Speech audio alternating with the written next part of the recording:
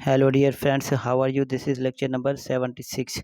आज हमारा लेक्चर 76 है। इसके अंदर आर्टिकल डिस्कस करेंगे 146 और इंडियन एविडेंस एक्ट के अंदर ये सेक्शन बन जाएगा 151। तो आइए इसकी फटाफट बेयर रीडिंग कर लेते हैं।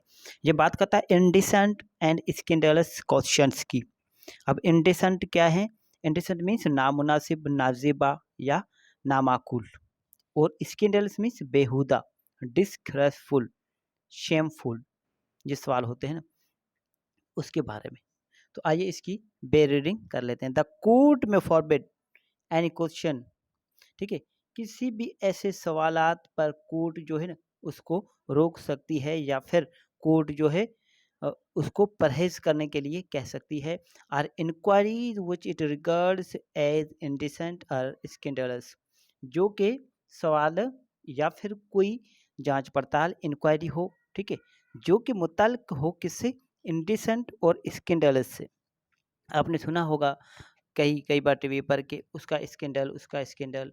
अरे बस में तो वो यही स्कैंडल है, ठीक है। इंडिसेंट एंड स्कैंडलस मतलब ऐसे सवाल जो इंडिसेंट हो और स्कैंडलस हो, ठीक है, जो हमारे मुआशरे से जो है ना हमारे मुआशरे, जो भी हमारे मुआशरे के अंदर से हमारे कस्टम्स हैं, हमारे रीति रिवाज हैं, उनके खिलाफ हो।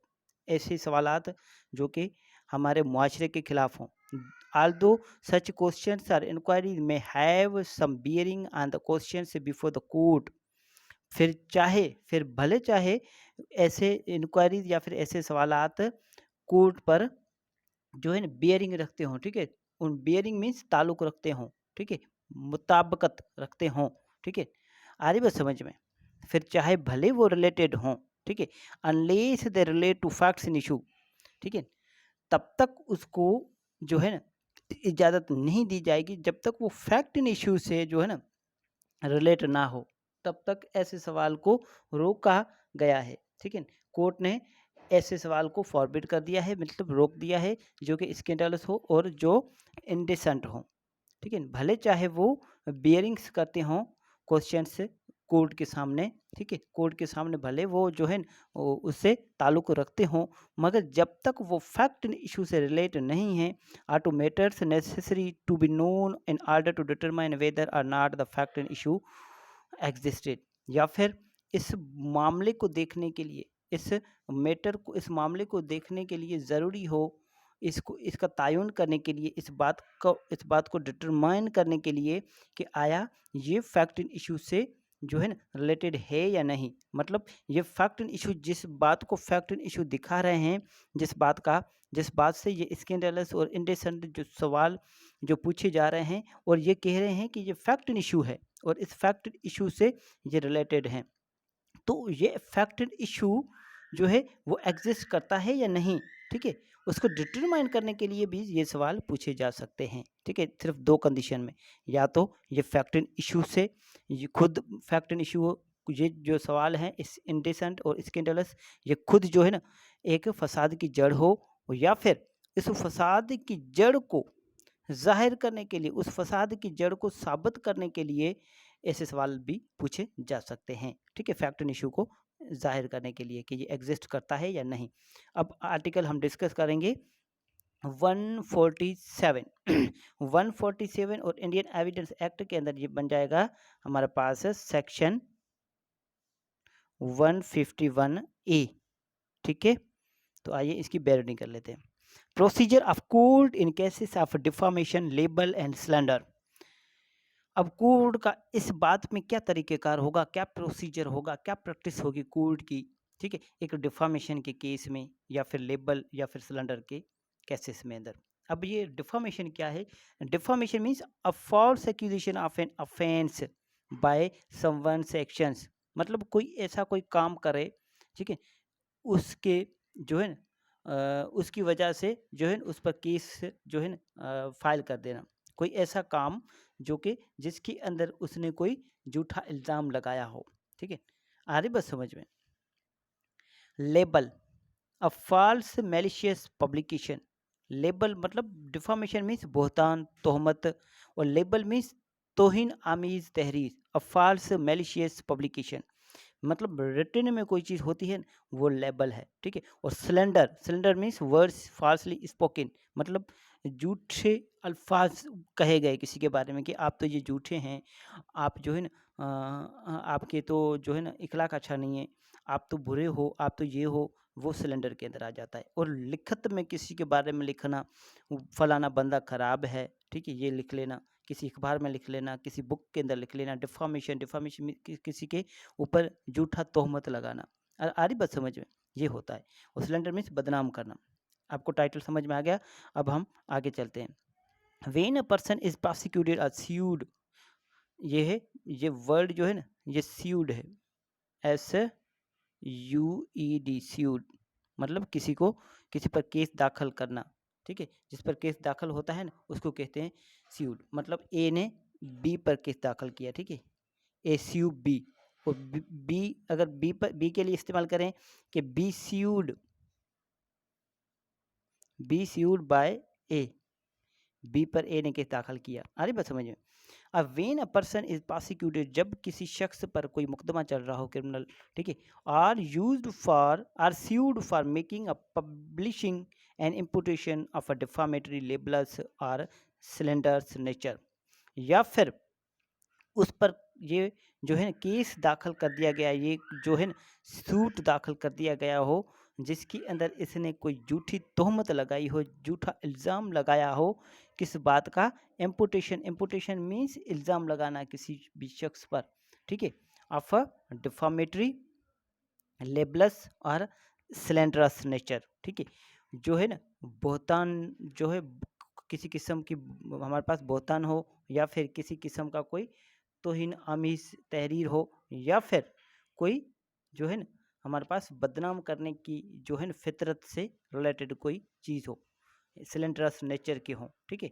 डिफामेटरी लेबलस और सिलेंडर नेचर के जो भी मैटर हों, आ रही बात समझ। द कोर्ट शल नॉट, तो फिर कोर्ट जो है ना कभी भी इजाज़त नहीं देगी, ठीक है। आप फिर यहाँ से कोर्ट शल नॉट, आगे आप आ जाएं, injuring the character of any person, such reputation or alleged have been made, कहाँ पर गए,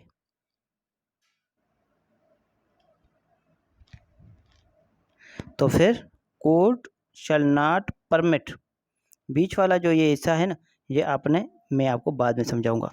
the court shall not permit any question to be put, तो फिर कोर्ट किसी को भी इजाज़त नहीं देगी कि ऐसा सवालात किए जाएं टू एनी विटनेस, किसी भी गवाह से, for the purpose of injuring the character of the person in respect of whom such imputation has or alleged to have been made, ठीक है। किसी भी शख्स के बारे में जिसके बारे में ऐसा इल्ज़ाम लगाया गया हो, ठीक है, ऐसा इल्ज़ाम लगाया गया हो उसके कैरेक्टर के बारे में, उसके कैरेक्टर को ठेस पहुंचाते हुए, आगे बात समझ में, or any other person whether dead or alive, या फिर कोई भी ऐसा शख्स जो कि ज़िंदा हो या फिर मर चुका हो, इन होम ही इज़ इंटरेस्टेड, जिसके बारे में ये इंटरेस्टेड है, मतलब ये उसका लीगल हेयर्स हो, जायज़ वार्स हो या कुछ भी हो, तब तक उससे इस सूरत में इससे सवालात नहीं पूछे जाएंगे। यहाँ तक आपने देख लिया, ठीक है।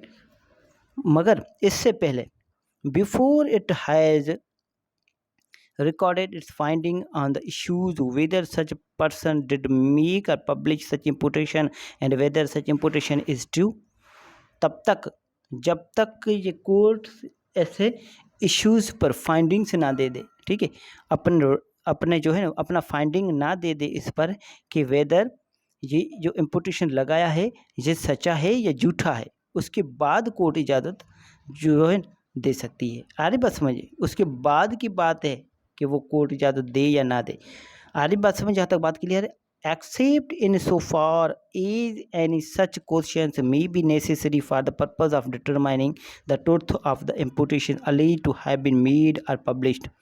अब यहाँ पर एक एक्सेप्शन दी गई है कि एक्सेप्ट इन सो फार, कि यहाँ तक कि कोई भी सवाल जो है ना ज़रूरी हो पूछने के लिए, इस मकसद के लिए कि इस बात का तयन हो जाए कि ये जो इल्ज़ाम जो लगाया है, ठीक है, ये सच्चा है या झूठा है। आ रही बात समझ में। इस बात के लिए भी सवाल पूछे जा सकते हैं। यहाँ तक बात क्लियर है? बहुत सिंपल है। अगर फिर भी आपको समझ में ना आए तो आप किसी किस्म की कन्फ्यूजन हो आप पूछ सकते हैं। उसके बाद चले जाते हैं आर्टिकल 148 पर। आर्टिकल 148 और इंडियन एविडेंस एक्ट के अंदर ये बन जाएगा 152 sections. Questions intended to insult और एनॉय, ठीक है, ऐसे सवालात करना जिसके अंदर किसी की बेइज्जती हो जाए या फिर किसी को गुस्सा हो जाए या फिर किसी को तंग करना, इस तरह के सवालात, ठीक है, किसी को तंग करना, किसी को परेशान करना, किसी की बेइज्जती करना, ऐसे सवालात, ठीक है। द कोर्ट शैल फॉरबिड, तो कोर्ट इस सूरत में यहाँ पर वर्ड इस्तेमाल हुआ है शैल।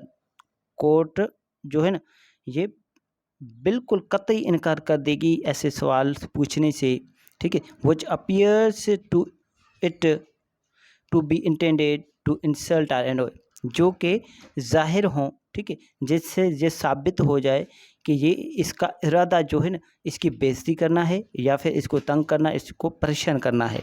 और which do proper in itself, फिर चाहे फिर भले वो मुनासिब हो उसकी उसके हिसाब से, ठीक है, वो भले जो है प्रॉपर हो, मुनासिब हो, ठीक हो, ठीक है, फिर भी appears to the court needlessly offensive in form.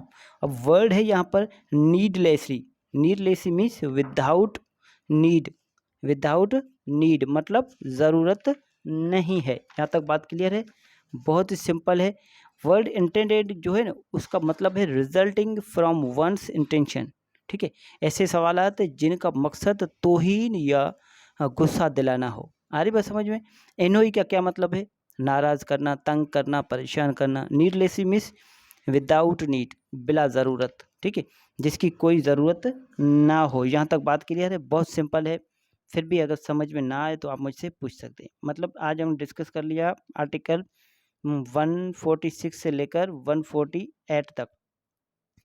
148 बात करता है कि कोई भी ऐसे सवालात जो है नहीं पूछे जाएंगे जो किसी की बेइज्जती का इरादा रखता हो, जिसके अंदर वो किसी को तंग करने का इरादा रखता हो, ठीक है। यहाँ तक बात क्लियर है? Thank you so much.